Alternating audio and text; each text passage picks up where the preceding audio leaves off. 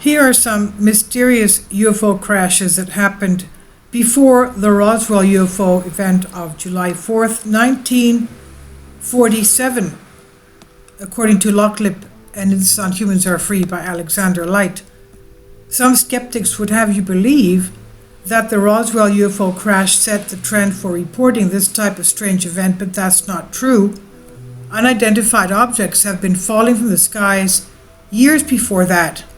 We even have ancient texts recording them. For example, the Tully Papyrus is a witnessing by the Pharaoh of Egypt of the overlords of Egypt landing over the Giza pyramids.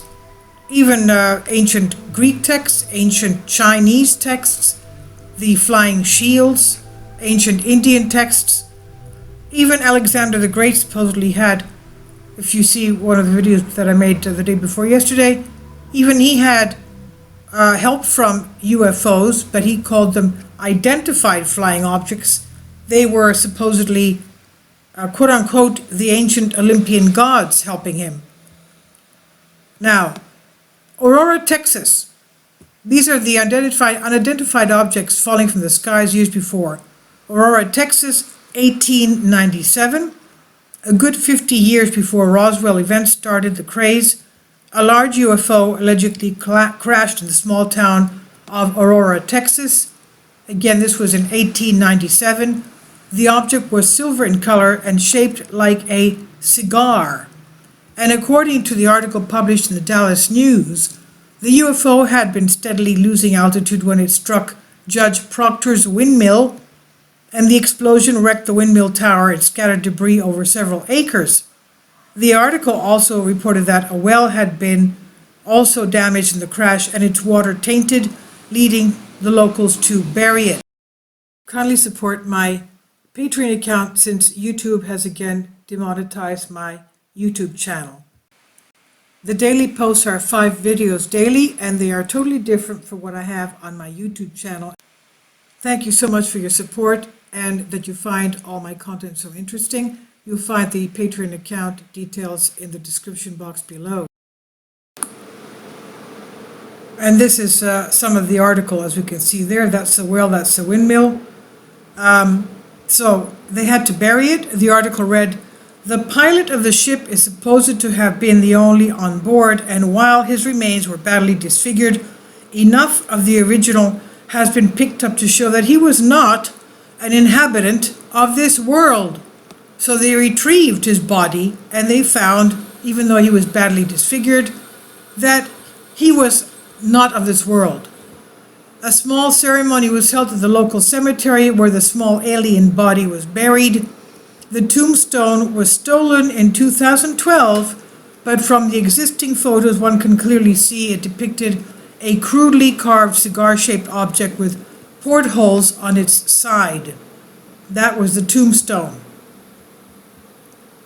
So the tombstone, as you can see, had the shape of the UFO with the 3 portholes.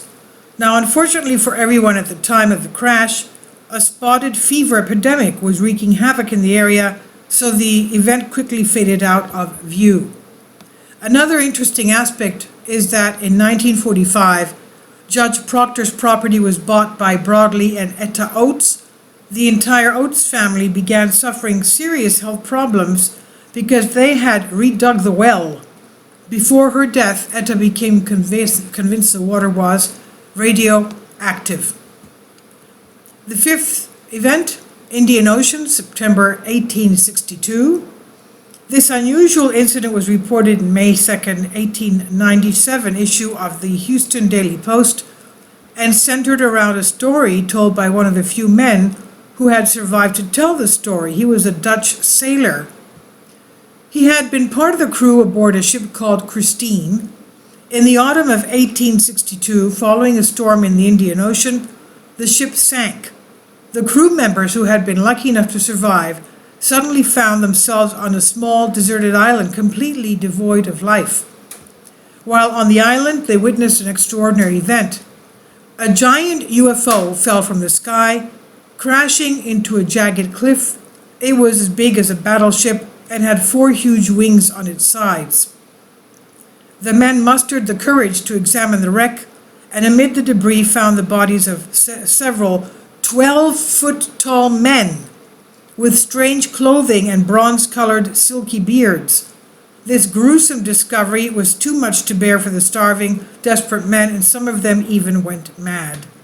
Okay, the 12-foot-tall, strange-clothed, bronze-colored, silky beards. Unbelievable. So some of them even went mad. Only a handful of people survived until rescue came in the form of a Russian trawler, among them the Dutchman.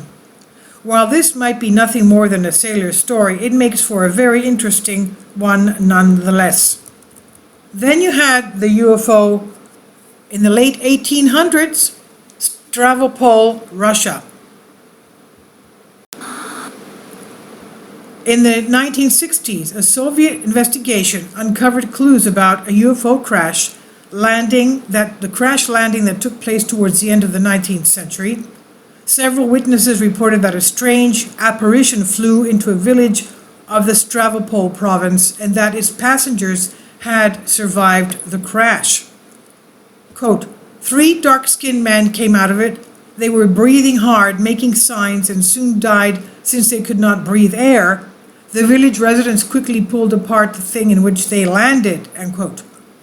As the investigation progressed, the officials began receiving letters corroborating the story.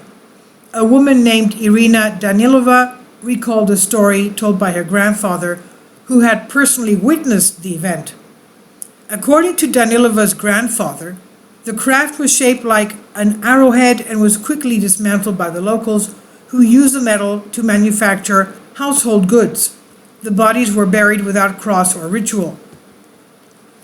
And number 3, in 1941, the report comes from noted UFO researcher Leo Stringfield's book, UFO Crashes Retrievals, Search for Truth in the Hall of Mirrors. Stringfield tracked down and spoke with the mother of Guy Simeon, a soldier in the 26th Infantry Division prior to the United States involvement into the Second World War. In October of 1941, Simeon was taking part in a military maneuver, quote, in the Carolinas, end quote, when an unidentified object crashed in the area. Interest rapidly shifted towards recovering the crashed round metallic object and little dead bodies from space, quote unquote. The craft was taken to a nearby army post. It measured about 15 feet in width and 10 feet in height and housed a control room with 4 seats. The silver UFO had otherworldly inscriptions both on its exterior shell as well as inside. The 4 recovered bodies were described as small with large insect-like eyes. Unfortunately, there is little evidence to support this incident apart from the accounts of second-hand witnesses, so nobody knows what happened to the craft or the body of its extraterrestrial little passengers. Number 2, Dundee County, Nebraska in 1884. The June 8, 1884 edition of the Nebraska State Journal ran an article about the crash of a mysterious object and subsequent retrieval of very unusual debris.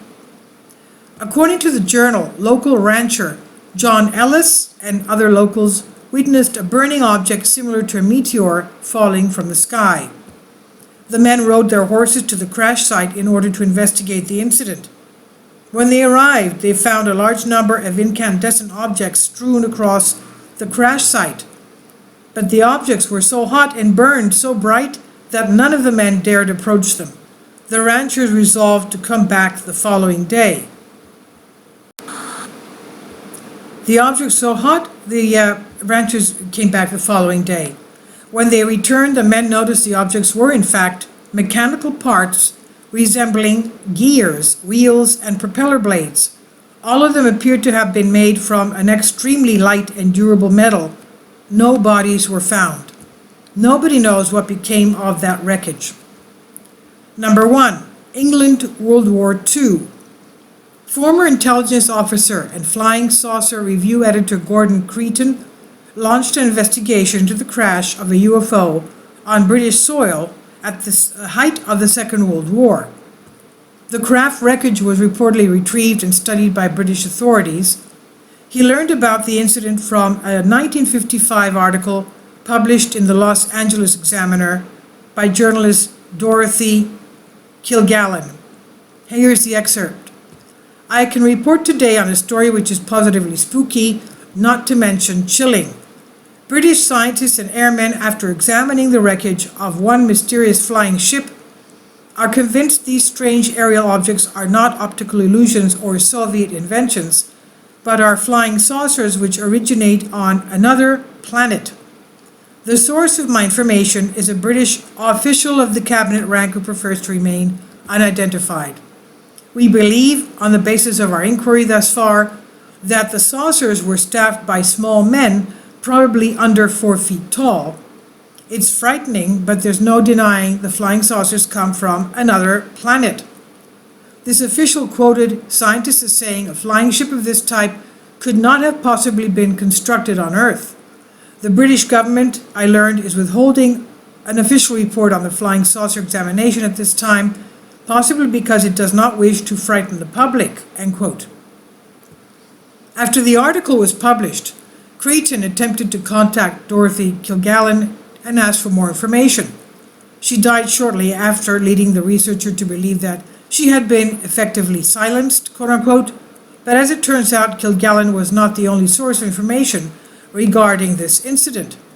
Brazilian UFO researcher Olavo T. Fontes also claimed to found out about this retrieval from sources inside Brazil's naval intelligence, but had only sparse details. Another interesting detail was revealed in 1988 by former CIA pilot John Lear. His sources revealed that the UFO had been strapped to a Boeing B-17 and transported to the United States. It seems the British government managed to keep a tight lid on this enigmatic crash because nothing else is known about it.